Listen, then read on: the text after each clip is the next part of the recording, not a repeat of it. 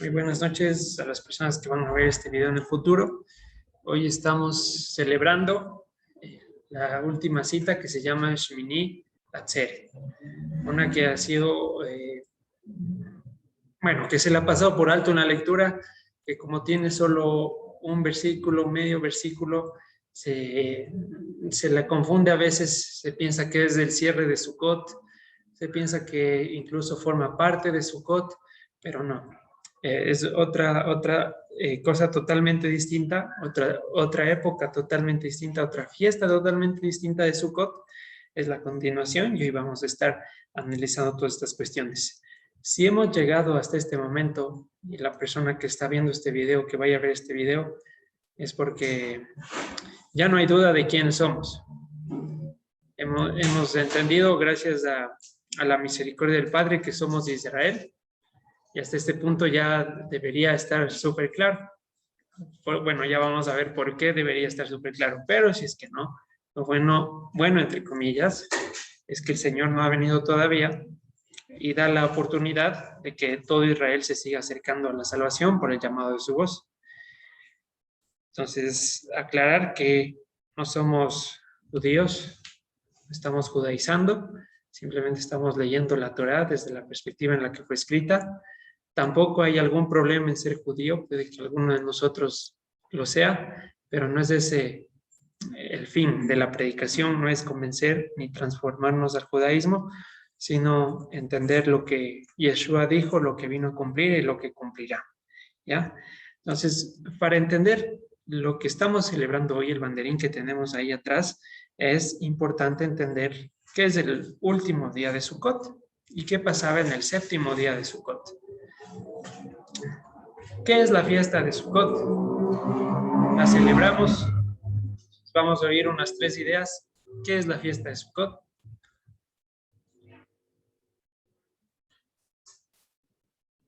Es el mismo de cabañas como lo hicieron en tiempo de los hebreos.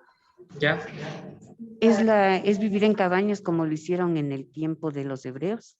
¿Otra persona? ¿Qué es Sukkot? Bueno, Jencito lo ha dicho bien. Proféticamente, ¿qué implica? Son las cenas ya con el Señor, es la cena con el Señor. Ya, muy bien. Y una idea más. ¿Qué implica proféticamente? ¿O todos tenemos esa idea? Ya, las bodas del... Bien. Entonces, ¿qué pasa en esta fiesta de Sukkot? Si seguimos la secuencia de lo que hemos venido estudiando, en Yom Teruah escuchábamos la voz del Señor y posiblemente Él se presenta. En Yom Kippurim el objetivo era ser reconciliados y que nuestro cuerpo sea revestido. En Sukkot será la habitación ya con nuestro amado Yeshua. ¿Y qué más faltaría entonces? ¿Ya? Vamos a entender qué pasaba en este séptimo día de Sukkot, primero históricamente, luego lo que se cree que va a pasar proféticamente y cómo se unen esto con el octavo día. En el séptimo día de Sukkot se daba la limpieza para evacuar las impurezas acumuladas de los 70 sacrificios que se realizaban a lo largo de toda la fiesta. Si ustedes van a Números capítulo 29, ahorita no, solo les dejo para que puedan revisar, y empiezan a leer cuidadosamente sobre los sacrificios que se hacían para Sukkot. Empieza con un total de 13 toros y al llegar al séptimo día se disminuyen hasta 7. Va reduciendo paulatinamente uno a uno el nivel de los toros. Al sumar todo esto da 70 sacrificios. Entonces ustedes ya se imaginarán cómo estaba el altar. Era una cantidad impresionante de sangre, porque aparte de los toros da otros animales, ¿no? Dice machos cabríos, corderos y toda la cuestión. Entonces era una cantidad increíble de sangre la que había en el altar, todo por cuestión de la festividad. Para limpiar esta sangre acumulada en el altar, como ustedes ya saben, la sangre se coagula, la sangre empieza a deteriorarse naturalmente, está fuera del cuerpo, y eso es símbolo de muerte. Una situación interesante es que, de acuerdo a la tradición de los judíos, y lo creo así, es que nunca hubo moscas en el altar de del Señor. Sí, nunca hubo moscas por más sangre que había. Caso contrario a Baal, que se le conocía como el dios de las moscas. Siempre símbolo de su sacrificio era la presencia de moscas. Esto nunca pasó en el altar del Señor. Así dice la tradición y yo lo creo así. Yo lo creo así porque es muy posible. Ya, entonces, a pesar de toda esta cantidad de sangre, que es bastantísima, imagínense, un toro no es siquiera, tiene más sangre que nosotros, y no era uno, sino eran 13, 12, 11, bueno, bastantísima sangre. Esto se empezaba a juntar en el altar, se hacían grumos, se hacían coágulos, quedaba todo ahí manchado.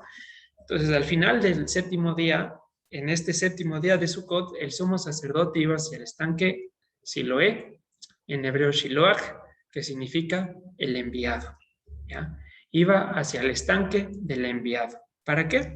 Para recoger agua, y en una procesión, es decir, iban hasta aquel estanque, recogían el agua y el sumo sacerdote caminaba de vuelta hacia el altar y recitando el Salmo 118 e Isaías 12. Al llegar al altar nuevamente, junto con el agua que recogió del enviado, o de Siloé, o de Shiloach, la mezclaba con vino y limpiaban el altar en un proceso que se llamaba la libación del altar. ¿Ya? Entonces esto lo hacían en un procedimiento de limpieza del altar. Esto quedaba totalmente limpio y quedaba dispuesto para los siguientes días y para continuar con el sistema sacrificial. ¿Por qué vino y agua? Si ustedes investigan un poquito, el vino rojo tiene unos antioxidantes, ahí la tenemos la figura, que sirven para la circulación de la sangre, para que se evite la formación de coágulos. Obviamente en pequeñas proporciones, tampoco una botella al día. Entonces, al mezclar el agua con el vino, era una limpieza muy eficiente del altar. ¿Ya? Entonces, en este contexto en el que iba la procesión, el sumo sacerdote desde el estanque hacia el altar, iban cantando el Salmo 118, Isaías 12, en ese contexto se da el capítulo 7 de Juan, específicamente el versículo 37, y nosotros vamos a leer desde el 31. Juan capítulo 7, versículo 31.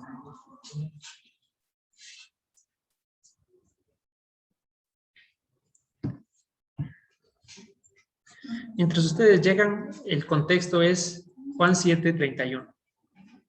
El contexto es que ya se acercó la fiesta de los tabernáculos, los apóstoles les dijeron, y obviamente como está escrito en la Torá, todo varón tenía que presentarse en el templo, y Jesús dijo, no, porque todavía no es mi tiempo. Y él se quedó en Galilea, los apóstoles subieron, posteriormente se unió Jesús, empezó a hacer prodigios entre los fariseos, se maravillaban porque decían, ¿de dónde aprendió tantas letras? ¿Es verdaderamente el Cristo? ¿No lo es? ¿Será que decían como nadie le mata? Ellos decían, supongo que ya lo aceptaron las autoridades desde Cristo, entonces estaban en ese tira y afloja. Y por eso en el versículo 31 dice, y muchos de la multitud creyeron en él y decían, el Cristo cuando venga hará más señales que las que éste hace. O sea, si él no es el Cristo y está levantando a los muertos, ¿qué más podemos esperar del Mesías si no es él? ¿Qué más podríamos esperar? ¿Ya? Entonces, en este contexto están en la fiesta, así como nosotros estábamos, versículo 32, dice lo siguiente. Los fariseos oyeron a la gente que murmuraba de él estas cosas, y los principales sacerdotes y los fariseos enviaron alguaciles para que le prendiesen. Entonces Jesús dijo, todavía un poco de tiempo estaré con ustedes e iré al que me envió. Ojo, ¿no? La fuente del enviado, iré al que me envió. Entonces Yeshua es el enviado, ¿ya? Me buscarán y no me hallarán, y a donde yo estaré ustedes no pueden venir. Entonces los judíos dijeron entre sí, ¿a dónde se irá este que no le hallamos? ¿Se irá a los dispersos entre los griegos y enseñará a los griegos? ¿Qué significa esto que dijo, me buscarán y no me hallarán? A donde yo estaré y ustedes no podrán venir. Se quedaban perplejos en esas palabras. Y aquí viene el contexto de lo que acabamos en horas nomás. Dice el versículo 37, en el último y gran día de la fiesta de los tabernáculos, Jesús se puso de pie y alzó la voz diciendo, si alguno tiene sed, venga a mí y beba. Entonces, fíjense el escenario tan impresionante. Está el sacerdote limpiando el altar de toda la sangre y se levanta Yeshua y dice, si alguno tiene sed, en otras palabras, no piense que esa agua le va a calmar. venga a mí y beba. Yo en realidad soy el enviado. Yo soy Siloé. Eso es lo que está diciendo el Señor en ese contexto. Yo soy Shiloah. Yo soy el enviado. Si alguno de ustedes está cubierto de sangre, como este altar, estoy añadiendo palabras para juntarlo con el contexto. Si alguno de ustedes está cubierto de sangre, como este altar, si alguno de ustedes está tan sediento, venga a mí, que yo soy la fuente de agua. Y luego dice en el versículo, venga a mí y beba. Versículo 38, el que cree en mí, de su interior correrán ríos de agua viva, como dice la Escritura. Y ya lo hemos hablado ya en algunas oportunidades, pero si buscamos de su interior correrán ríos de agua viva en la Escritura, no aparece en ningún lado. ¿Sí? Por ejemplo, vamos a ver las concordancias. Las leo rápidamente. Si nosotros vamos a las concordancias, Yeshua dice como dice la Escritura. ¿Dónde dice? Aquí todas las Biblias nos arrojan las siguientes concordancias. Ezequiel 47:1. Me hizo volver luego a la entrada de la casa y aquí unas aguas que salían debajo del umbral de la casa hacia el oriente, porque la fachada de la casa estaba hacia el oriente y las aguas descendían debajo hacia el lado derecho de la casa al sur del altar. ¿Dice eso? No. ¿Qué citó? Zacarías 14:8. Acontecerá también en aquel día que saldrán de Jerusalén aguas vivas, la mitad de ellas hacia el mar oriental y la otra mitad hacia el mar occidental, en verano y en invierno. ¿Dice lo que citó? Tampoco. Entonces, ¿qué citó Yeshua? No aparece. Pero él hace lo siguiente. Lo que cita está en el libro de los Cantares, en el capítulo 4.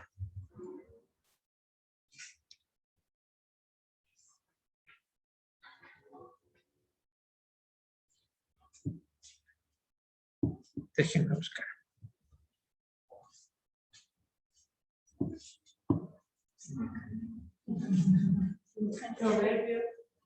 Cantares. Gracias por la ayuda.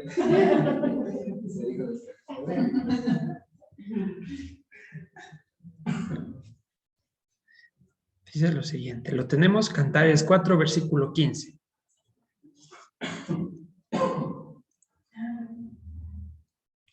¿Lo tenemos ya? Ya. Dice, fuente de huertos, pozo de aguas vivas que corren del Líbano. Tampoco, pero lo que dice, tampoco. ¿Cuál es la cuestión aquí? El Señor Jesucristo entiende que en hebreo Líbano se dice Lebanón, y así se le llamaba al altar.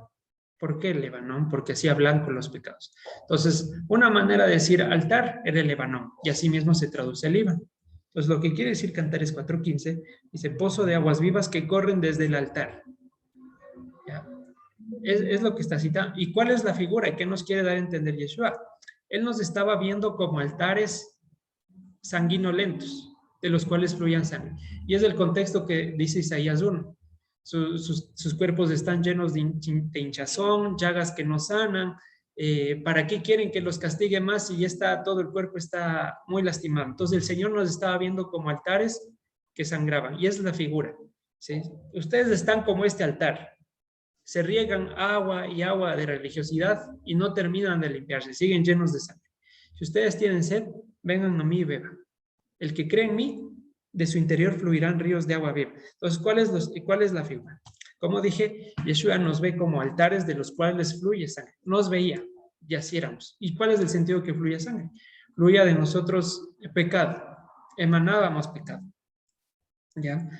Aún con el derramamiento, esta agua no se terminaba de limpiar. Como ven, aquí está media transparente porque la sangre es más opaca, y esto es para la figura didáctica, es jugo de mora, y así estaban nosotros, y así estábamos nosotros, medios enjuagados, en apariencia de bondad, pero por el dentro seguíamos emanando sangre cuando podíamos, ¿ya?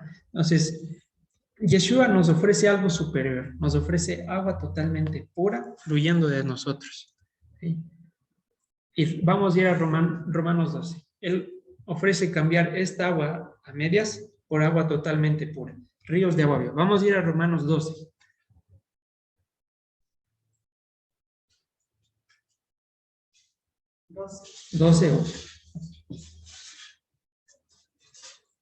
Y otra persona que busque Efesios 4:29. Y otra persona, Colosenses 3:16. Romanos 12:1. Otra persona, Efesios 4:29, y otra persona, Colosenses 3:16. Vamos con Romanos 12:1.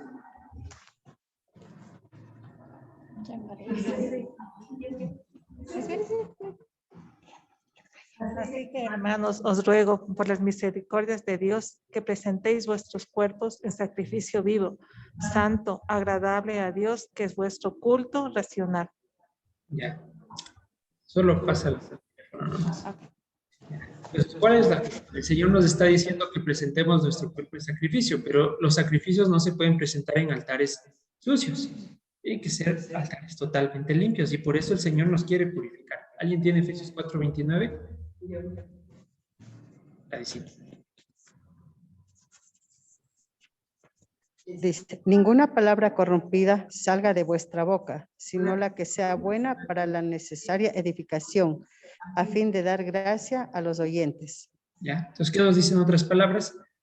Dejen de sacar de ustedes agua con sangre, agua que esté un poco enrojecida. Que de ustedes solo salga palabra que dé edificación a los oyentes. Agua pura, ríos de agua viva. Y Colosenses 3:16. La palabra de Cristo, de Yeshua, more en abundancia en vosotros, enseñándoos y exhortándoos unos a otros en toda sabiduría, cantando con gracia en vuestros corazones al Señor, con salmos e himnos y cánticos espirituales. Ya, entonces, como altares tenemos que estar constantemente limpiándonos y bebiendo del agua del Señor. Por eso en Colosenses 3 nos dice, more la palabra de Cristo abundantemente en nosotros. Porque en tanto que ya lo vimos, estemos en este cuerpo, tendemos a hacer lo malo y a llenarnos de sangre otra vez. Por eso la tendencia tiene que ser siempre a beber del agua. Por último, ¿por qué el vino? El vino en este contexto, dentro de las varias aplicaciones, representa el gozo inefable de Dios, el gozo inexpresable de Dios, en este contexto. Y lo pueden corroborar en Zacarías 17, cuando lleguen a sus casas. Ahorita lo leo. Zacarías 17. ¿Sí? El vino también es usado para hablar del gozo de Dios. Entonces, ¿cuál es el sentido de que nos lavemos con agua? Y bueno, ya lo vimos. Y con vino es de remover la sangre. ¿Cuál es el sentido de remover la sangre? Que se remueva fácilmente el pecado de nosotros, eso que está hecho un coágulo, que está grumos, que se remuevan con el vino y aquellos recuerdos tristes también sean borrados y limpiados y todo fluya del altar. Y eso era la libación del altar y que Yeshua dice, ahora lo voy a hacer con ustedes. Ya no lo voy a hacer en este pedazo de piedra, sino que ahora lo voy a hacer con ustedes, porque ustedes van a ofrecer su cuerpo como sacrificio vivo y agradable. ¿Sí? ¿Ya? Entonces este era el contexto del día. Históricamente es lo que nos narra el Evangelio. ¿Vamos bien hasta ahí? Ya, entonces es impresionante la declaración que hace y es el contexto en el que se debe leer Juan 7:37 y toma un plus muy impresionante. ¿Ya? Vamos a ir a Isaías capítulo 12, que les decía que es lo que se acostumbraba a cantar en esa procesión. Que ahí va el sumo sacerdote, Isaías 12, versículo 1.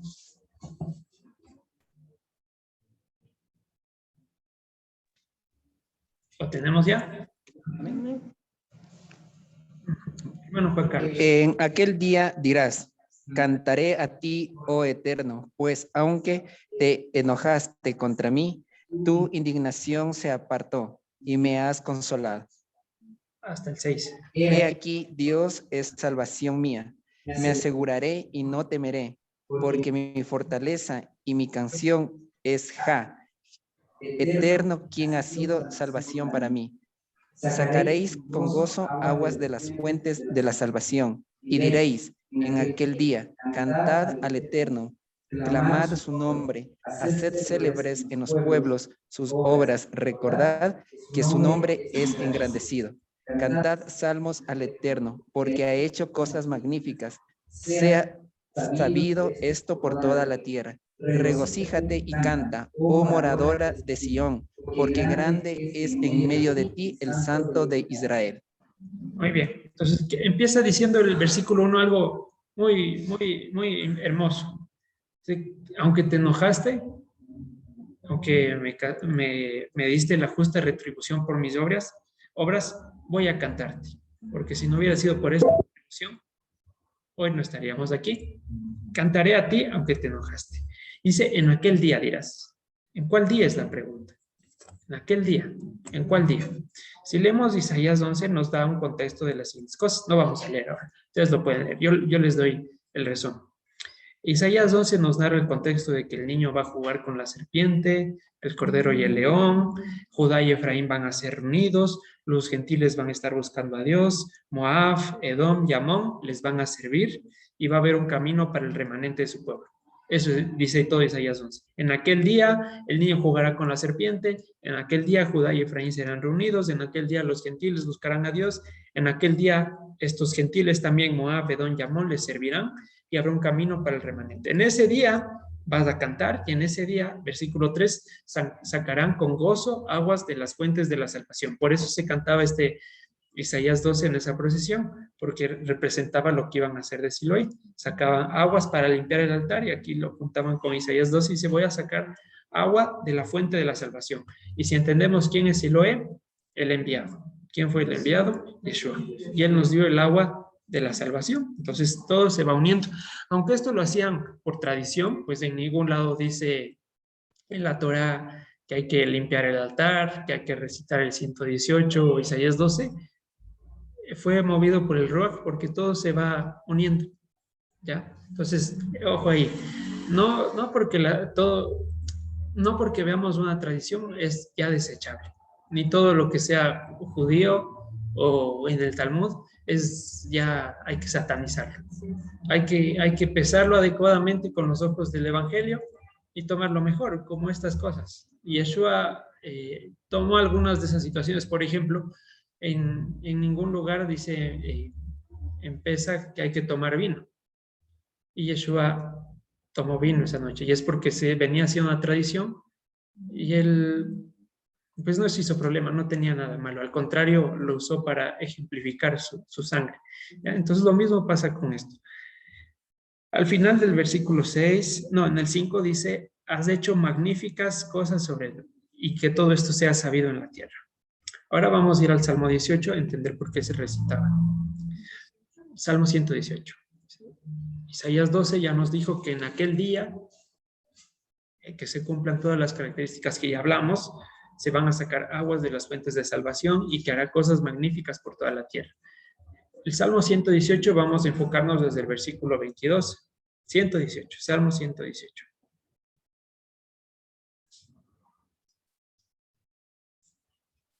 ¿Ya lo tenemos? Ya. La piedra que desecharon los edificadores ha venido a ser cabeza del ángulo. De parte del Señor es esto y es cosa maravillosa a nuestros ojos. Isaías 12 decía que se ha hecho cosas magníficas. Aquí nos dice que hay cosa maravillosa delante de nuestros ojos. ¿Cuál es esa cosa maravillosa? La piedra que desecharon los edificadores.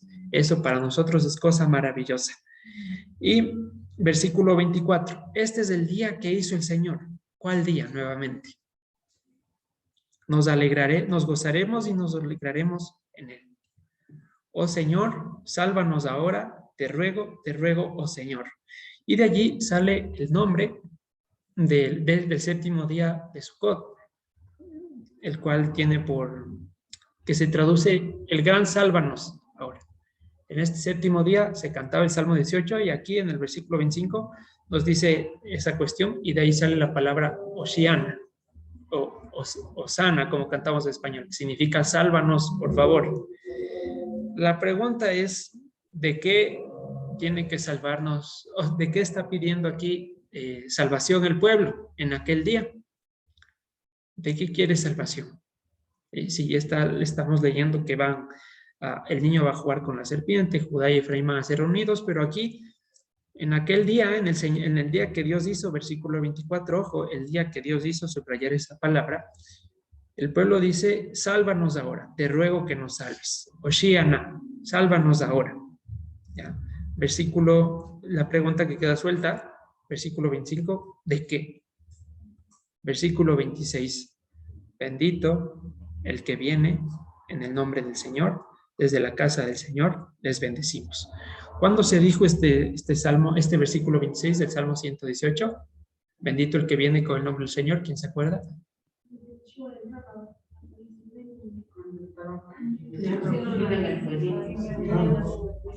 La entrada triunfal de Jesús a Jerusalén. Y la otra, no me volverán a ver hasta que digan, bendito el que viene en el nombre del Señor. Lo interesante de aquí es que se puede leer tal cual como dice, bendito el que viene en el nombre del Señor, pero también se puede leer como bendito el que viene con el nombre del Señor. Se puede leer, el texto da para leerlo, bendito el que viene en el nombre del Señor, o bendito el que viene con el nombre del Señor. Y esto hace total sentido. Pero perdón, capitán, pero a mí me puede haber una equivocación, por eso del engaño que dicen que vendrán muchos haciéndose pasar por decir. Entonces mejor bendito el que viene en el nombre del Señor, porque con el nombre del Señor va a haber la confusión que hoy tenemos en esos casos mesías que también. Sí podría ser, pero ¿cuál es el sentido de venir con el nombre del Señor? Es que Yeshua reveló cuál era el nombre de Dios. Porque ¿qué dice en Efesios 2? Toda lengua confesará y toda rodilla se doblará. Bueno, toda lengua confesará que Yeshua es el Señor. Entonces, Yeshua es el nombre de Dios, hay que estar claro en eso. Porque si no, ¿qué otro nombre se va a confesar? Ya. Entonces, ¿cuál es el sentido que venga con el nombre del Señor? Como dicen en Colosenses, que en él habita toda la plenitud de la deidad. En otras palabras, no el que viene como enviado nada más como profeta, porque los profetas también venían en nombre del Señor, ¿cierto? Sino el que viene con, el que representa a Dios mismo en la tierra, ¿ya? Entonces, se puede leer de ambas maneras y se puede entender esas dos maneras, se puede leer, ¿ya? Y Yeshua dice, no me volverán a ver hasta que digan bendito el que viene en o con el nombre del Señor, ¿ya? Entonces, la pregunta que decíamos antes, ¿de qué está pidiendo salvación el pueblo cuando iba a limpiar en el altar? Sí, y aquí viene el aspecto profético, ya lo vimos del tema histórico.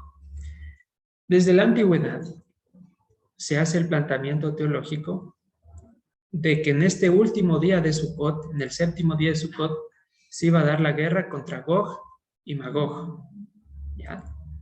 Y esto, al analizarlo conjuntamente con Apocalipsis, y el profeta Zacarías y Ezequiel también, toma mucho sentido y da la probabilidad de que en el último día de Sukkot se dé la batalla final. ¿Por qué? Esto los sabios judíos lo establecieron, lo infirieron nada más. Pero al analizarlo con lo que ya vamos a ver a continuación con Apocalipsis, toma un fuertísimo sentido. Y por eso piden salvación. Sálvanos en la guerra final de Gog y Magog. Ahora vamos a desarrollar la idea. Números capítulo 29 nos indica, como les dije al inicio, que los sacrificios van decreciendo día a día, empezando por 13 toros y terminando en 7, sumando un total de 70. ¿Esto qué quiere decir? La decadencia del mundo. ¿Cómo empezó el mundo en el primer día? Vamos a decirlo así, a tope, pero al ser toda esta creación mortal, que tiene un ciclo corruptible, esa es la palabra, empieza a decrecer y empieza a decrecer y empieza a decrecer. Entonces, es uno de los símbolos de esta reducción paulatina de los toros, que el mundo se va desmantelando.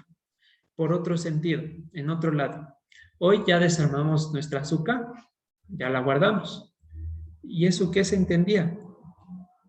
La destrucción de la muerte. Guardar, y teníamos allí las ramas, y hoy Sandrita las vio, ¿cómo estaban esas ramas?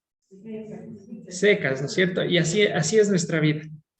Empezó en el día 1 con las ramas verdes, con flores, levantadas, y así empieza nuestra vida. Pero al séptimo día ya estaban totalmente secas. Y es parte de la decadencia del mundo y lo que el Señor nos quiere enseñar. Que nuestra vida en este mundo va hacia la muerte. ¿Ya? Entonces, desarmar esa azúcar era símbolo de que la muerte iba a destruirse.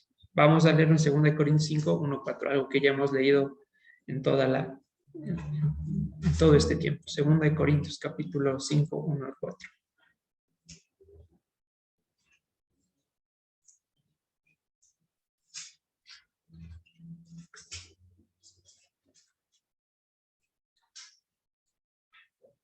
Claricita. Sí, del 1 al 4.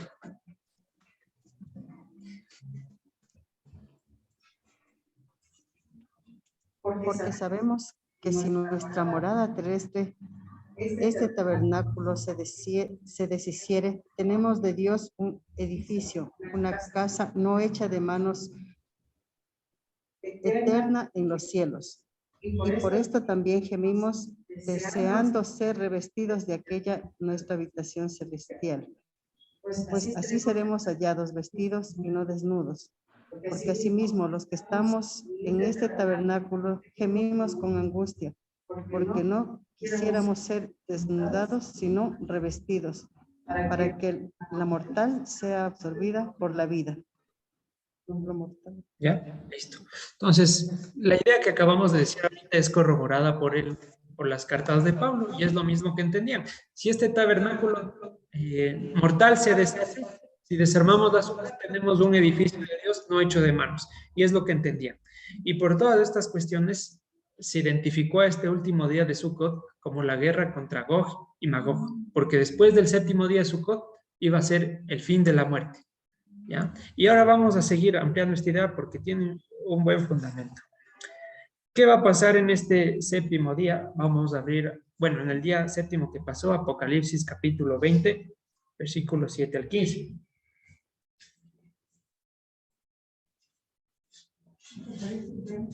Versículos 7 al 15.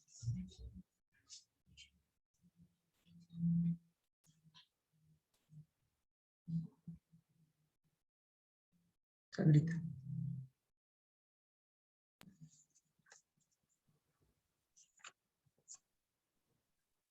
Cuando los 1000 años se cumplan, Satanás será suelto de su prisión y saldrá a engañar a las naciones que están en los 4 ángulos de la tierra, a Gog y a Magog, a fin de reunirlos para la batalla, el número de los cuales es como la arena del mar. Y subieron sobre la anchura de la tierra y rodearon el campamento de los santos y la ciudad amada. Y de Dios descendió fuego del cielo y los consumió. Y el diablo que los engañaba fue lanzado en el lago de fuego y azufre, donde estaban la bestia y el falso profeta, y serán atormentados de día y de noche por los siglos de los siglos. Ya, hasta ahí vamos a quedar.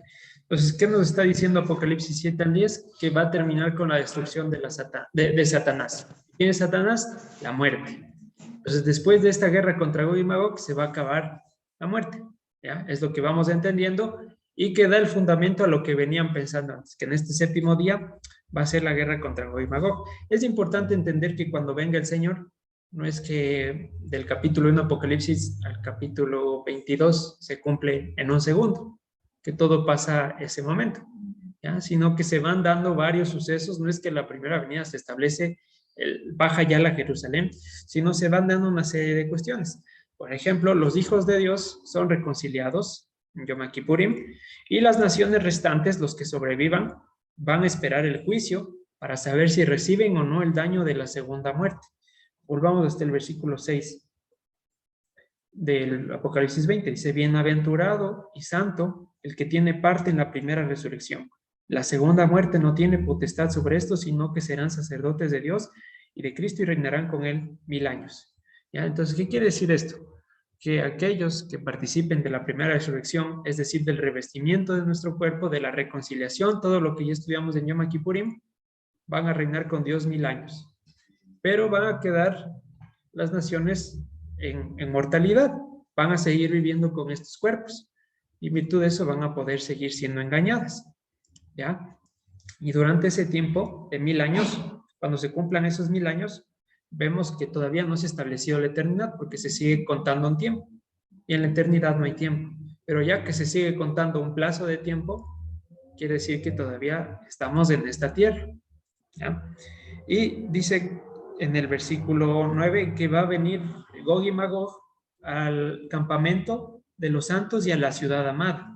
Es decir, estaremos reunidos en Jerusalén, pero todavía la terrenal. Ahora, por supuesto que ya revestida de justicia. ¿Lo vamos viendo? Ya, entonces, al cerrarse este ciclo de la guerra contra Gog y Magog, es la eliminación total de la muerte de todos los ángulos. Y allí viene nuestro famoso día octavo, ¿ya? Después de toda esta cuestión. Pero vamos a analizar un poquito más la guerra de Gog y Magog en Ezequiel capítulo 38. El fin de la muerte. Es la última arremetida de Satanás. 38. ¿Con qué objetivo? No lo sé, pero es consumido al instante. Ezequiel capítulo 38. Lo voy a leer yo. ¿Ya lo tenemos? Entonces, ¿qué venimos diciendo? En este último día de Sukkot, ¿qué pasó? Se cree, y de acuerdo a la cronología que da Apocalipsis, va a ser la guerra contra Gog y Magog. Y esta guerra se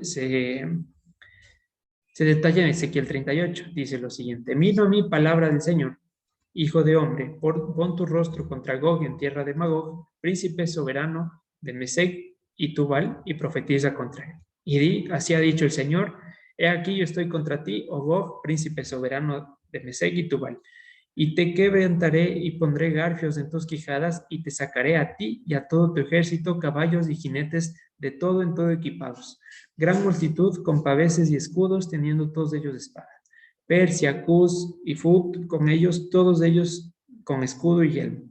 Gomer y todas sus tropas, la casa de Togarma, de los confines del norte y todas sus tropas, muchos pueblos contigo.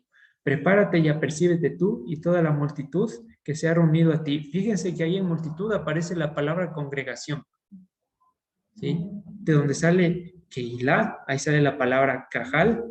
Entonces dice: prepárate y apercíbete tú y toda tu congregación, o toda tu iglesia, o toda tu sinagoga. Y fíjense que ya Apocalipsis, al hablar contra las 7 iglesias, dice a los que son judíos, que tienen apariencia de judíos, pero no lo son, a los que sirven en la sinagoga de Satanás. ¿Ya? Entonces, de esta palabra hebrea cajal se tradujo sinagoga y iglesia, eclesia, las dos por igual. No es en términos asociado a ninguna religión, sino que tranquilamente, en vez de decir iglesia RDR, se puede decir sinagoga.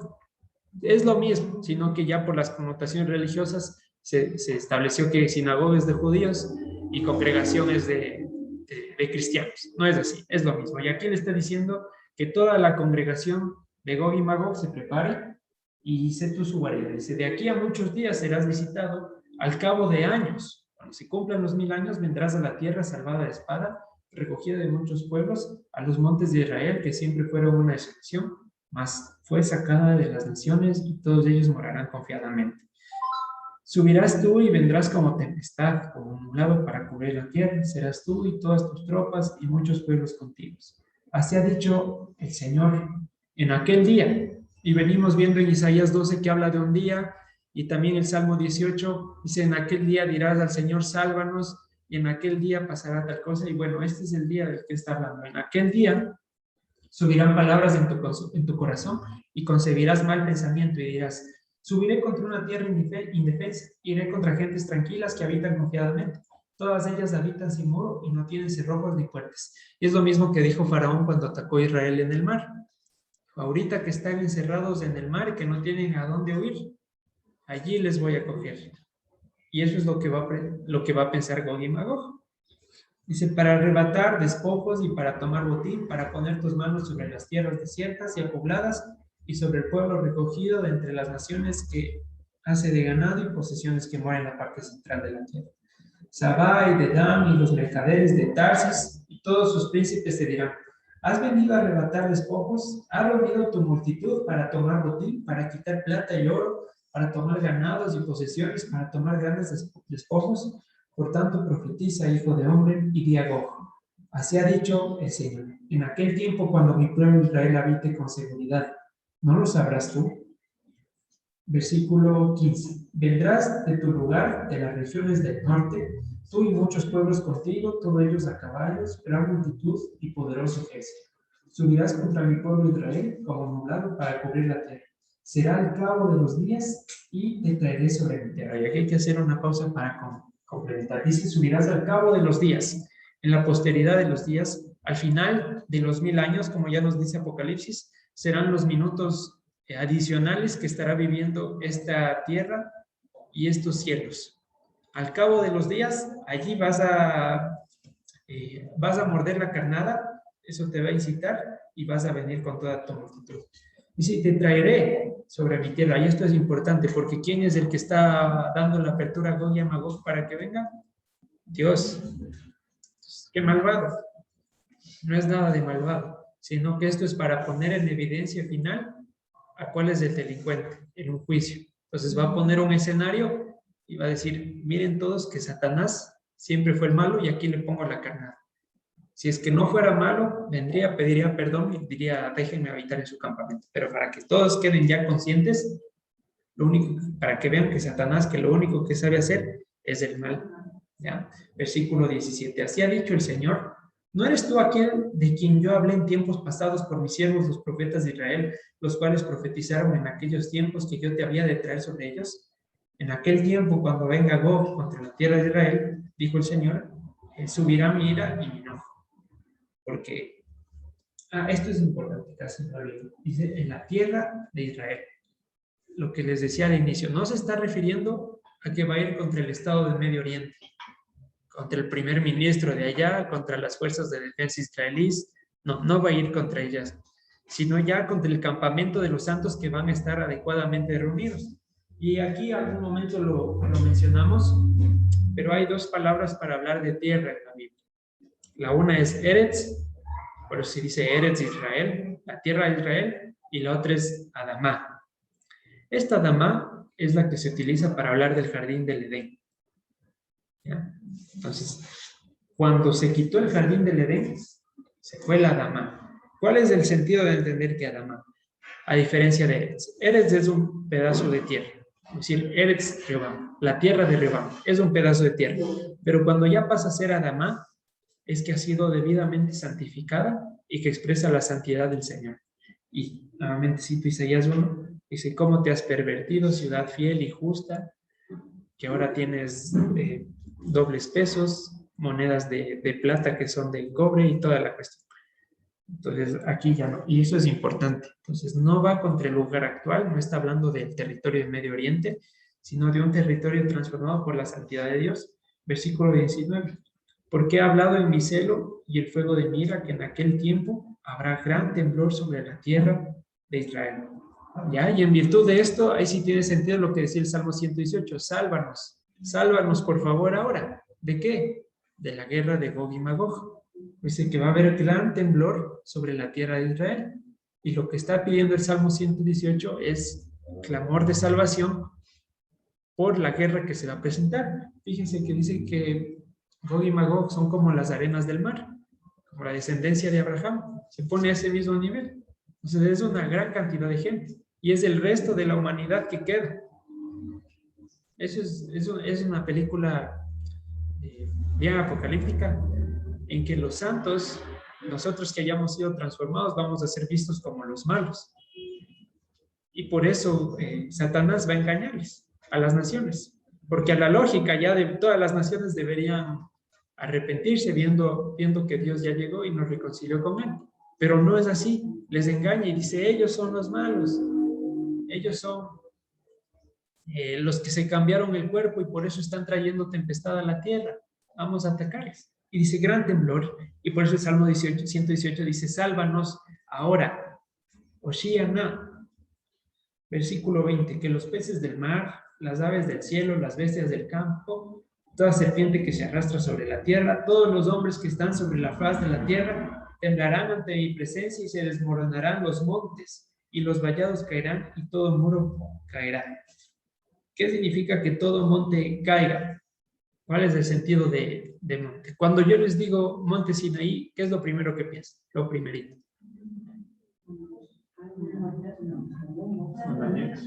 ¿Con qué lo asocio? Con los mandamientos, ¿no es cierto? Entonces,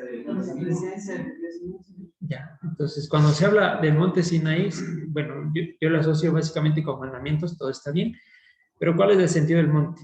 De la doctrina de Dios. Los montes representan doctrinas, y que caiga aquí todo monte significa que en ese momento todo sistema religioso, toda doctrina chueca, todo se va a desmoronar en ese rato. Porque allí van a temblar ante mi presencia y van a decir, ay, no me digas que Buda todo era una fantasía.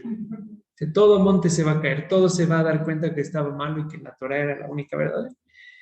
Versículo 21 dice, y en todos mis montes, ¿cuáles son vueltas los montes del Señor? Todos los lugares en los que se predica su palabra. ¿Ya? Llamaré contra él espada, dice el Señor, la espada de cada cual será contra su hermano.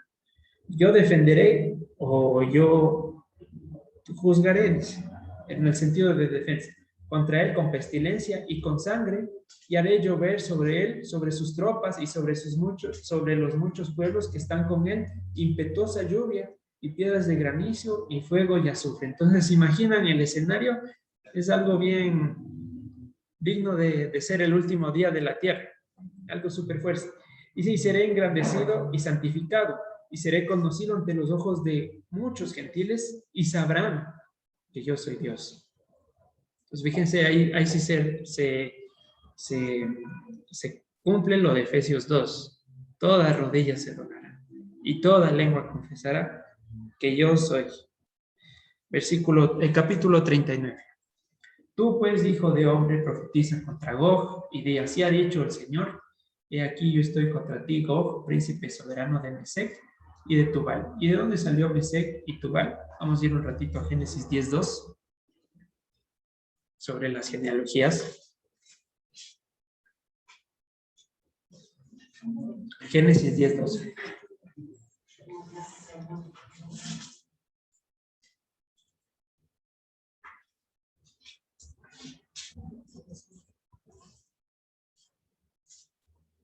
¿Ya lo tenemos? Dice, los hijos de Jafet, Gomer, Magog, Madai, Javán, Tubal, Mesec y Tiras. Entonces, estos son las naciones que se rebelaron contra Dios. Aquí están todas las 70 descritas en Génesis 10. Y Gog le dice que reina o que es príncipe de Mesec y de Tubal. ¿Ya? Volvamos a Ezequiel 39, solo como dato. Versículo 2. Y te quebrantaré y te conduciré y te haré subir de las partes del norte.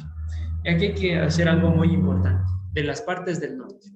Entonces, la gente piensa que se refiere al norte geográfico. Y si ustedes van al norte de Israel, ustedes encuentran unos países bien pobres, que con las justas tienen agua. Entonces, suena ilógico que venga de ahí. Entonces se van más al norte y dicen, no, es que allá está Rusia, allá está China, entonces ese es Gog. O es Roma, y entonces empiezan a asociarle geográficamente quién es Gog y a qué se refiere, ¿no? ¿Quién es la identidad de este príncipe? La situación es que, voy a leer, la palabra hebrea que ustedes pueden consultar de norte es Zafón. Pero si cambiamos la O en vez y ponemos una O, que se puede hacer, es cuestión de puntitos, porque ya hemos visto, creo, algunas veces que los puntos son las vocales. Entonces, si se cambia solo un puntito de lugar y en vez de Zafón se pone Zafún, se cambia a codificado y oculto. Entonces, el versículo 2 toma sentido y dice, te haré subir desde lugares ocultos o codificados. ¿Cuál es la situación? Que Gog está oculto entre las naciones. Es como estos sistemas mundiales, estos de los que se presume que existen, de los Illuminati y todas esas cuestiones. No es que tienen una base de operaciones en algún lugar específico y de ahí van a salir, sino es un sistema que va a emerger de todos lados, de los lugares en que menos se piensa, y hay todas esas teorías conspirativas, ¿no? Que los cantantes son Illuminatis, que el presidente de no sé qué país es tal cosa, y que en el billete está tal símbolo y todas las cuestiones. Entonces, eso es lo que quiere decir. No hay que limitar las profecías de Dios a lugares geográficos, porque es limitar, sino que aquí es un cambio permitido. Te haré subir desde lugares ocultos. Es decir, que va a emerger en su momento, que simplemente va a aparecer, como el COVID. Va a aparecer, aunque se presume que tiene origen en algún laboratorio, pero bueno, apareció en algún lugar y simplemente apareció. Así va a aparecer Gog. Se va a sacar sus sus trajes, y va a aparecer, ¿ya? Dice el versículo 3, y sacaré tu arco de tu mano izquierda y derribaré tus saetas de tu mano derecha. ¿Qué es un arco? ¿Para qué se usa un arco? ¿Cuál es la ventaja de un arco con una espada?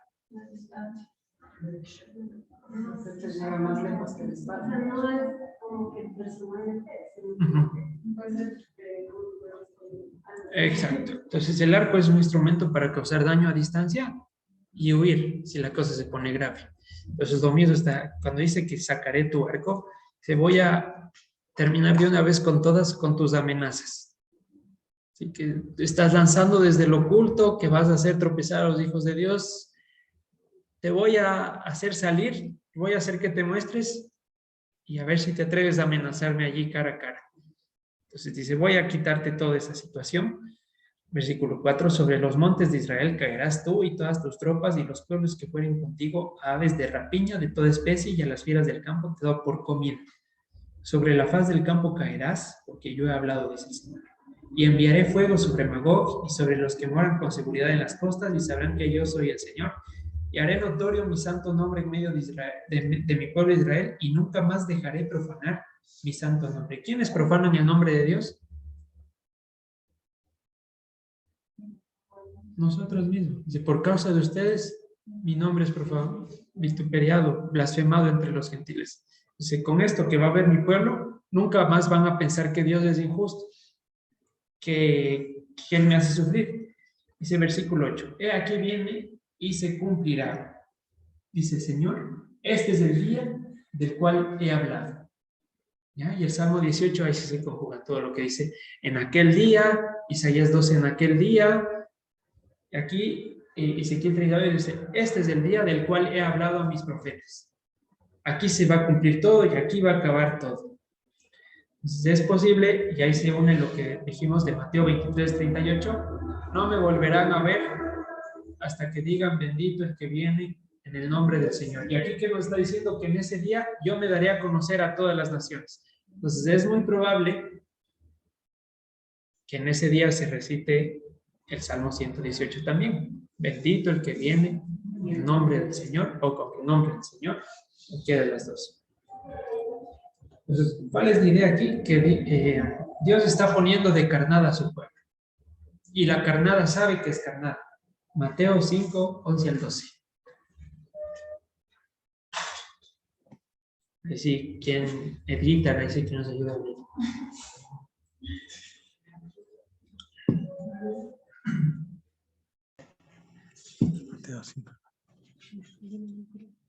Bienaventurados sois cuando por mi causa os vituperen y os persigan, y digan toda clase de mal contra vosotros mintiendo.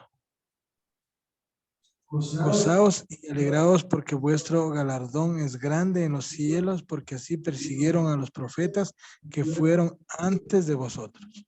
¿Ya? Entonces, ¿qué nos está? Ya Yeshua nos advierte. ¿Creen que Gog va a venir a decir palabras muy bonitas? No va a venir a decir eso. Dice, alégrense, porque a los profetas también les persiguieron, y así les van a perseguir ustedes, pero en toda la magnitud de la palabra, ¿no? Dice, pero alégrense. Ya les aviso aquí en Ezequiel que ustedes van a hacer carnada para que salga Gog, y les digo en Mateo 5 que se alegren, porque si fueran de este mundo no les perseguirían, pero por cuanto son míos, les van a sacar el aire. ¿Ya? Volvamos a Ezequiel 38.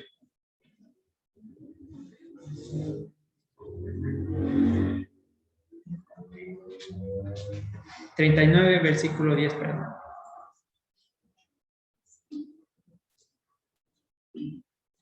Ezequiel 39, versículo 10. ¿Ya lo tenemos?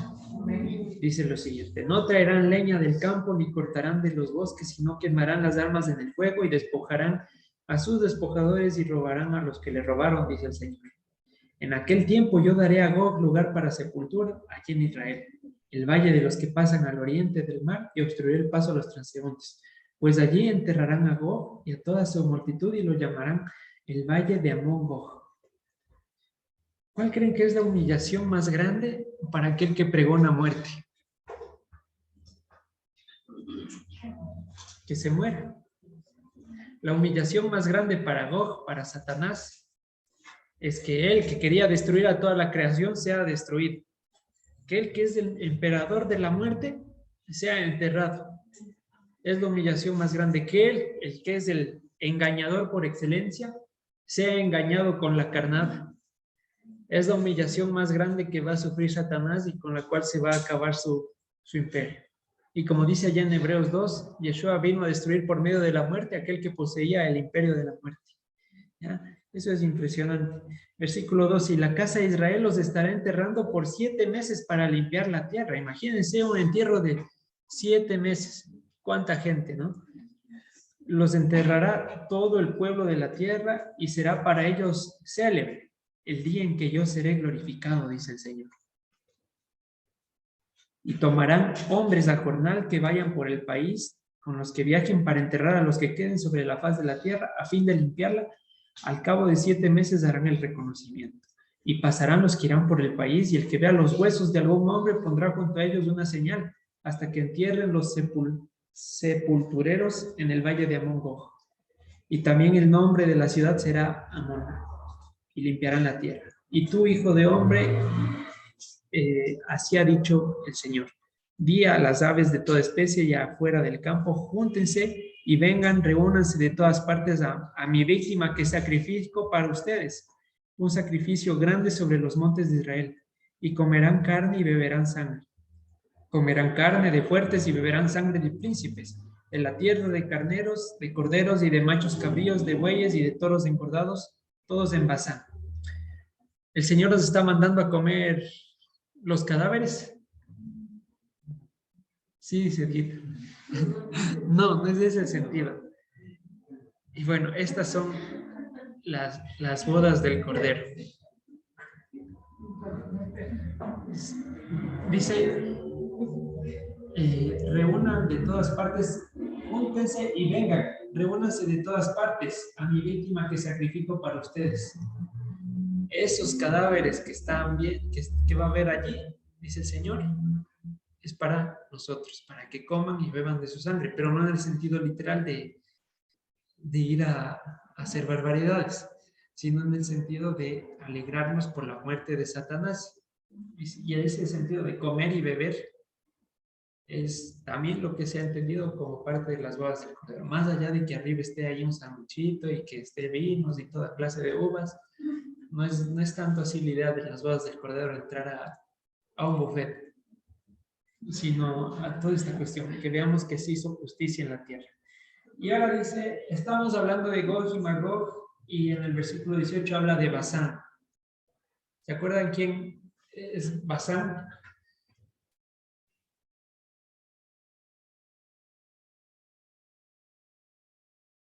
En Deuteronomio capítulo 3 habla de que Moisés derrotó a Og, rey de Basán, y que tenía una cama de ¿cuántos metros?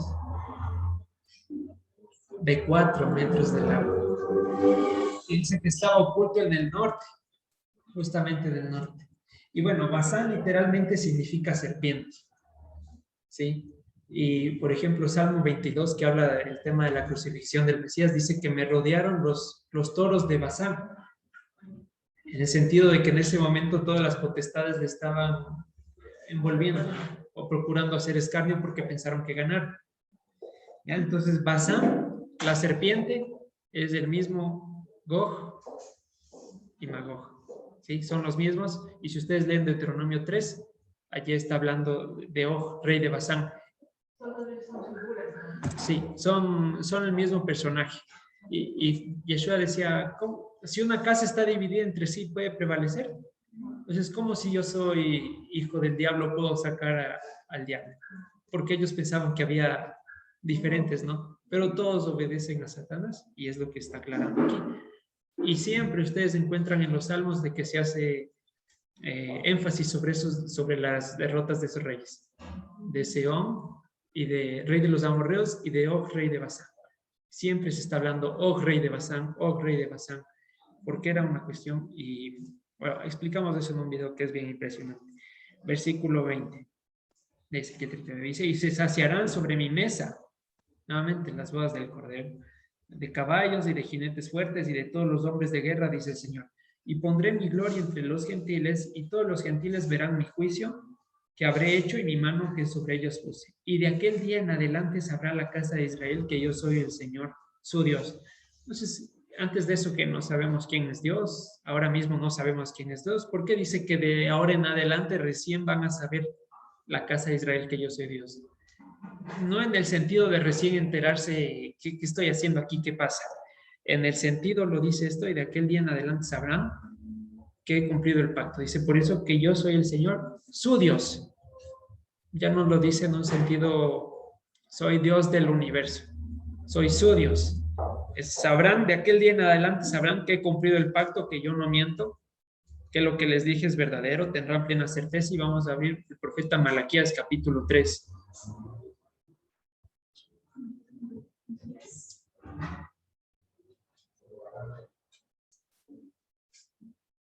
Sin perder Ezequiel.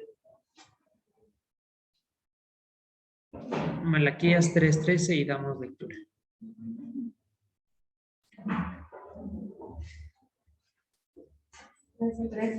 Sí, al 18, por favor.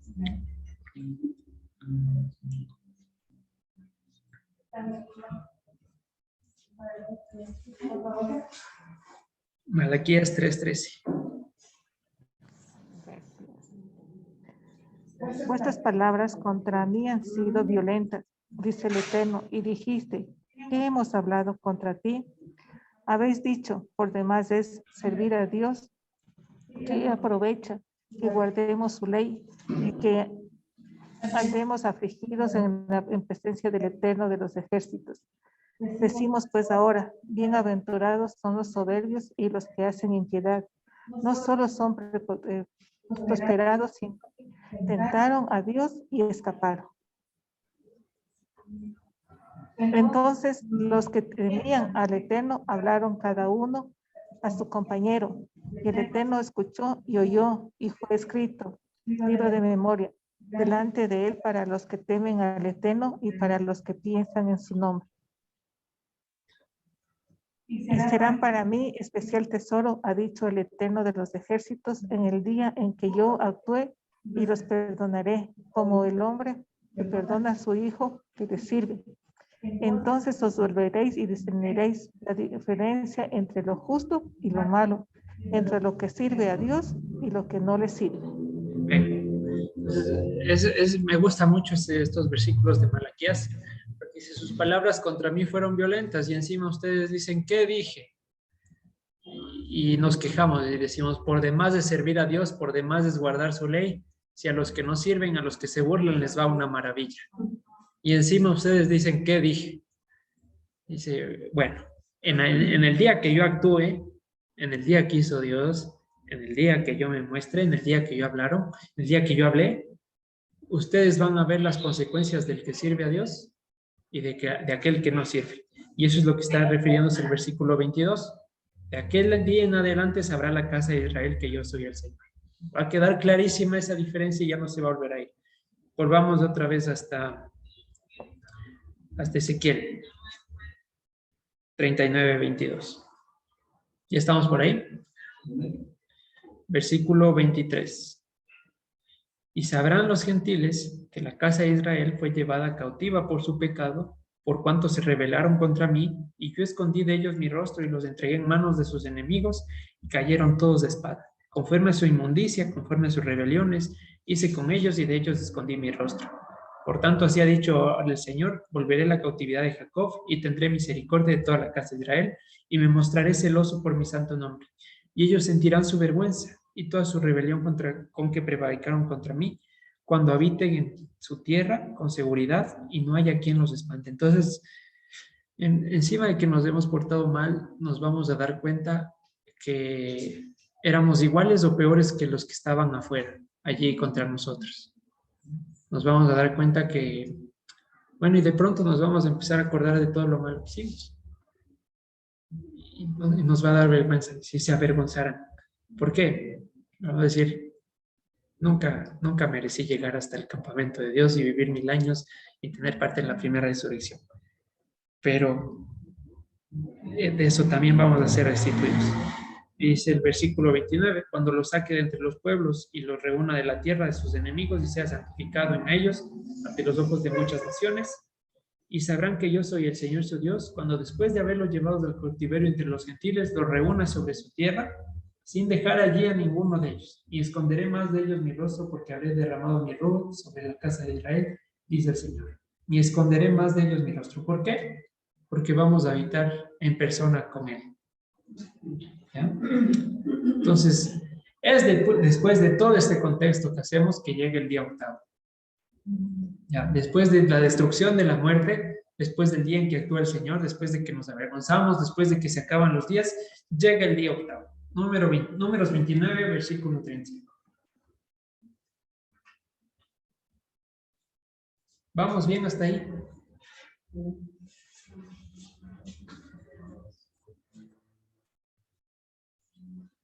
Números 29, versículo 35.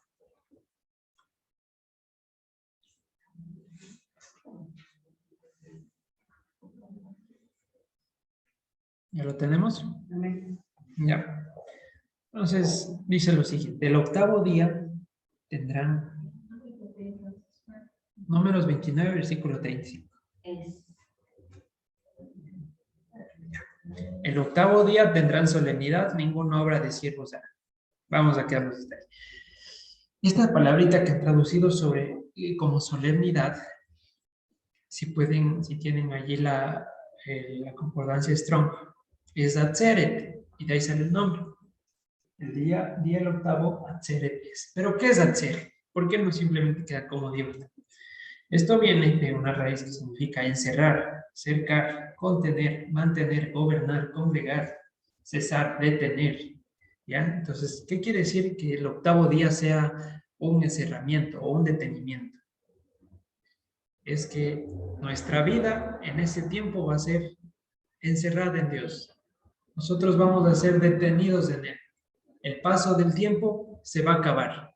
El octavo día es el cumplimiento de todas las cosas. Es lo que significa la palabra hacer. No solamente solemnidad. El octavo día es el detenimiento de este tabernáculo temporal. Es la celebración de que la muerte ya nunca jamás va a volver a existir, que nunca más se va a volver a repetir el escenario y que empezó la eternidad para nosotros. ¿Ya? Vamos a ir a Levítico 23:36 para leer la otra fuente de esta.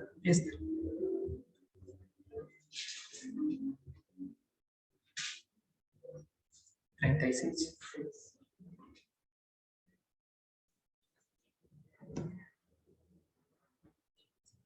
¿Ya lo tenemos? Dice, 7 días ofrecerán ofrenda encendida al Señor. Entonces aquí es simple matemáticas. Si la fiesta de Sukkot dura 7 días, el octavo día seguirá siendo Sukkot. Simples, sencillas matemáticas. Si dice en los anteriores versículos que 7 días dura la fiesta, el octavo obviamente ya no es Sukkot. O sea, ya solo es de hacer 7 más 1, 8 y ver que no da. ¿Ya? Sino que como está aquí en el mismo versículo, se lo pasa por alto. Entonces, dice, 7 días ofrecerán ofrenda encendida al Señor. El octavo día tendrán llamamiento de Dios. Ofrecerán ofrenda encendida al Señor. Es Atzeret. Ahí lo ponen como fiesta. Ningún trabajo de siervos. Pongan donde dice fiesta, que es Atzeret. ¿Ya? Entonces, ¿por qué dice el octavo día? ¿Por qué no reinicia la cuenta en un día? La situación es que el octavo día siempre ha tenido extensión a lo eterno. En 7 días fue creado el mundo y 7 días va a ser la duración del mundo. En el número 7 se contiene todo lo que sucede en esta creación. El número 8, por tanto, será lo que trasciende a esta creación. Y de allí, 7 fiestas son las que se celebran en el mundo, es decir, en esta tierra, y la octava, que es esta Shemini Atzeret, será en los nuevos cielos y en la nueva tierra. 8. pero de pronto se queda que solo son 7 celebraciones y de hoy se lo asocia con la menorá. Pero son 8, a la cuenta son 8 y sin el Shabbat. Y esto no hace menos hebreo a Dios, no porque deje de calzar ya se acaba el mundo, sino que de pronto en ese afán de hebraizar mucho las cosas, se quiere forzar a que sean 7 y para que calce con la menorá.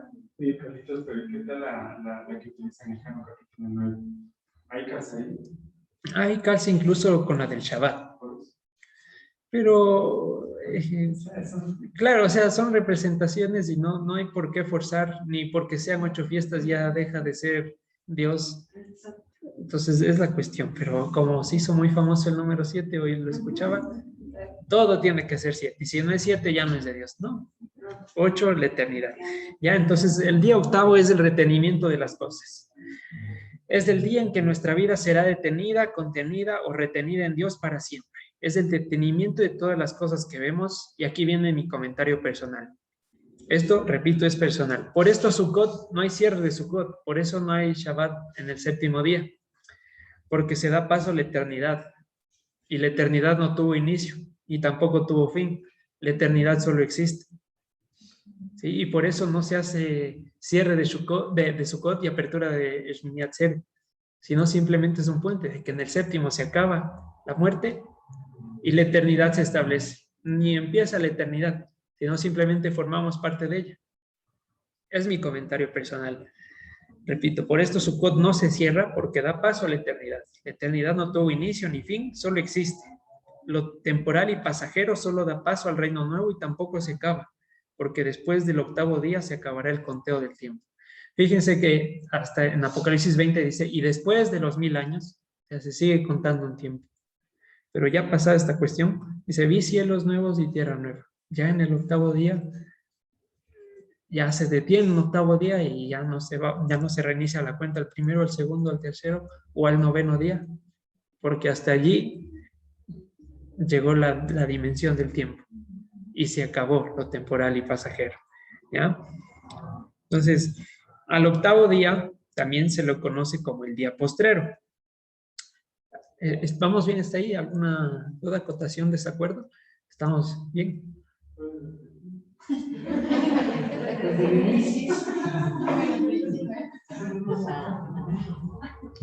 Ya. Entonces, luego, ya. Al 8º día les decía que también se les conoce como el día postrero o el día después de. Juan capítulo 11, 23, 24. Juan capítulo 11, 23, 24.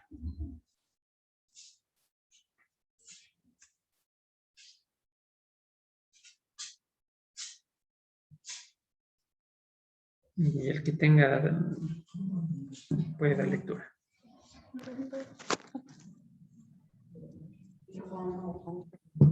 23, 24. Jesús dijo, tu hermano resucitará. Marta le dijo, yo sé que resucitará en la resurrección, en el día postrero. ¿Ya? ¿Qué pasa en este día postrero? Voy a leer Apocalipsis 20:11. Y vi un gran trono blanco, el que estaba sentado en él, delante del cual huyeron la tierra y el cielo, y ningún lugar se encontró para ellos. Y vi a los muertos, grandes y pequeños, de pie ante Dios, y los libros fueron abiertos, y otro libro fue abierto, el cual es el libro de la vida, y fueron juzgados los muertos por las cosas que estaban escritas en los libros según las obras. Y el mar entregó los muertos que había en él, y la muerte y el Hades entregaron los muertos que habían en ellos, y fueron juzgados cada uno según sus obras. Y la muerte y el Hades fueron lanzados al lago de fuego.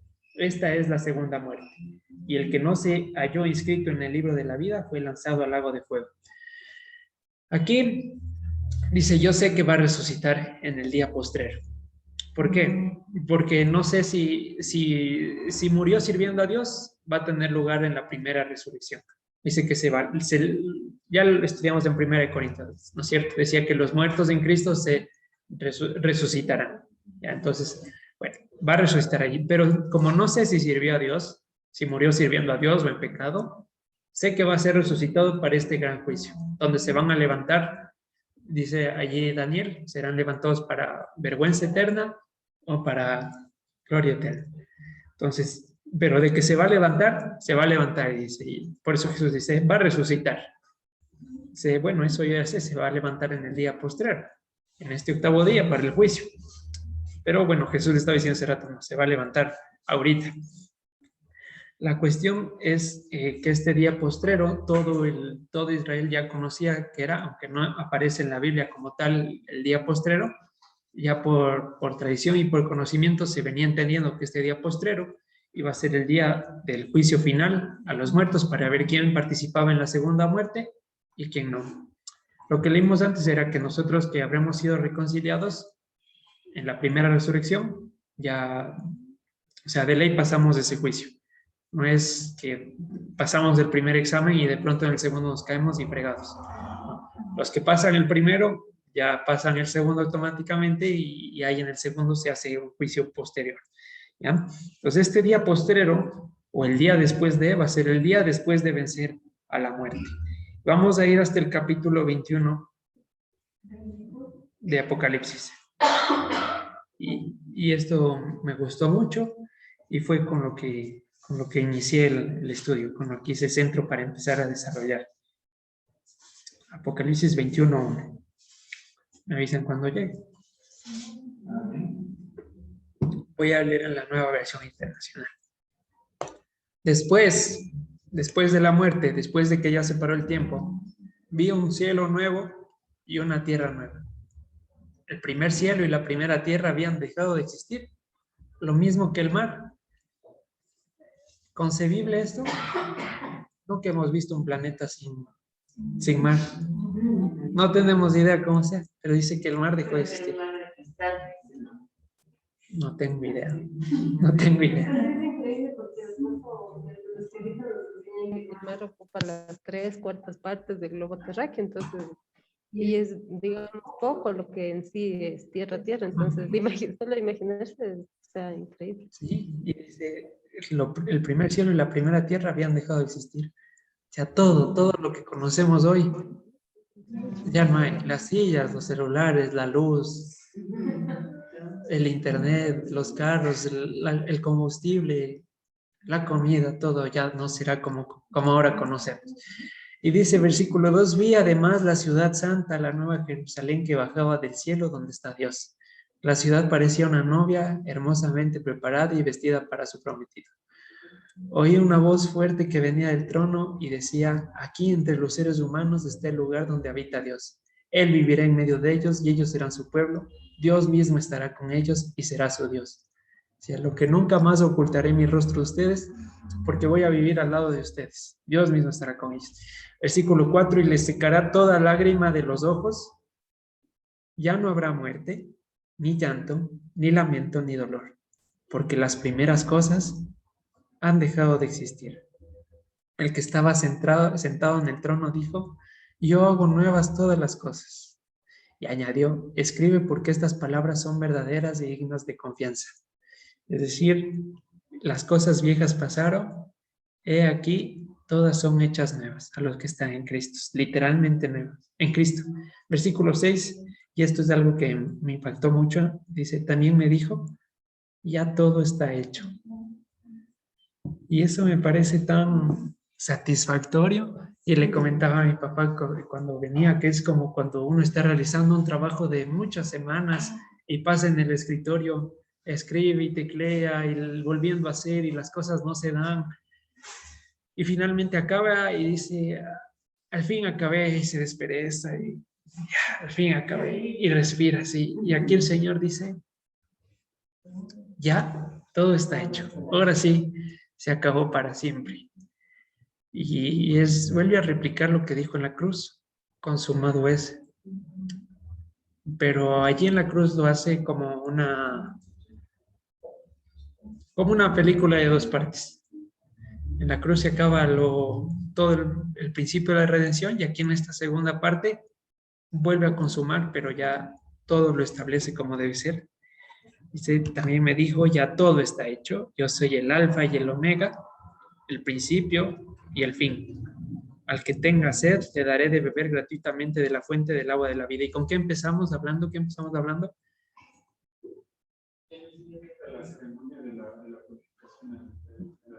la libación del altar, que se le daba, que se le botaba agua con vino para limpiarle. Y Yeshua dijo, el que tenga sed, venga a mí y beba. Y aquí termina casi con eso diciendo, el que tenga sed, te daré de beber gratuitamente de la fuente del agua de la vida, porque ya todo está hecho.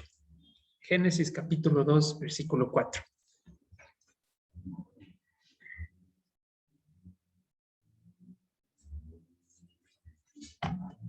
Me impactó mucho ese ya todo está hecho.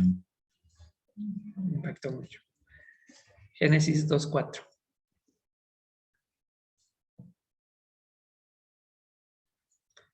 Ya llego. Dice lo siguiente. Y fíjense, es como que volvemos aquí al inicio de Génesis, pero aquí se lee como una culminación de que el autor cierra el libro y dice lo siguiente. Estos son los orígenes de los cielos y la tierra cuando fueron creados. Esta es toda la historia del primer cielo y de la primera tierra, cómo cayó el hombre, cómo se le volvió a levantar, cómo envié profetas, cómo fui yo mismo a morir, luego cómo les volví a recoger. Entonces como que cierra, es como un padre contando una historia a un niño y dice, bueno, de esto se trató la historia. Dice el 4, estos son los orígenes de los cielos y de la tierra cuando fueron creados en el día, dice, en el día que el Señor hizo los cielos y la tierra. Y esto es muy importante porque se puede leer también en el día de Dios para hacer. Entonces, ¿qué quiero decir con esta pequeñísima aclaración? Que Dios aquí en Génesis 2 ya estaba viendo Apocalipsis 21 cuando dijo todo está hecho. Como para él no hay tiempo, como él ya se proyectó hacia el final, él ya vio dónde iba a parar y que se proponía el crear al ser humano desde aquí. Finalmente avancemos hasta el capítulo 6, versículo 5.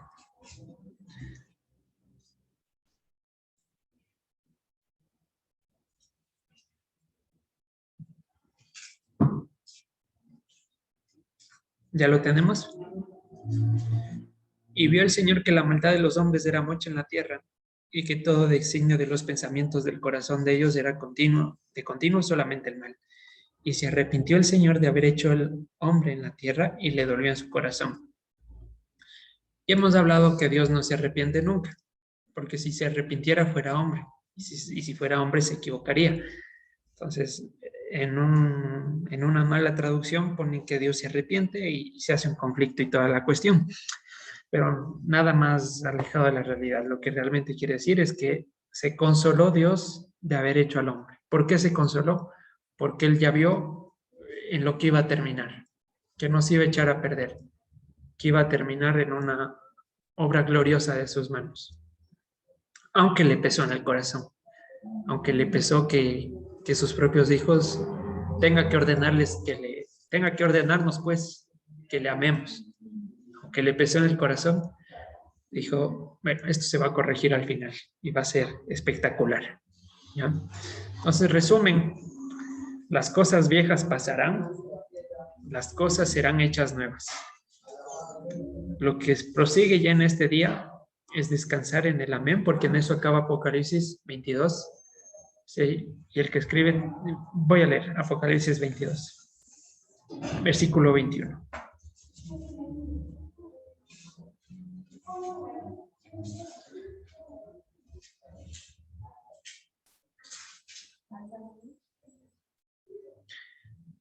Y eso es el fin de la historia. La gracia de nuestro Señor Yeshua HaMashiach sea con todos ustedes. Amén. Y fin. Y eso es el día octavo. Descansar en el amén de Dios. Porque el octavo es el cumplimiento de todo lo que se propuso Dios para con nosotros. De allí en adelante sigue adoración para el resto de la eternidad. Y para más detalles, leer Apocalipsis 23. Ya no hay, pero ahí está todo lo que se va a hacer. Y ese es todo lo que el Señor me ha permitido entender hasta este día sobre el octavo día, sobre lo que nos espera, sobre el séptimo día de Sukkot y el premio que nos espera. Vamos a terminar la grabación. Y amén.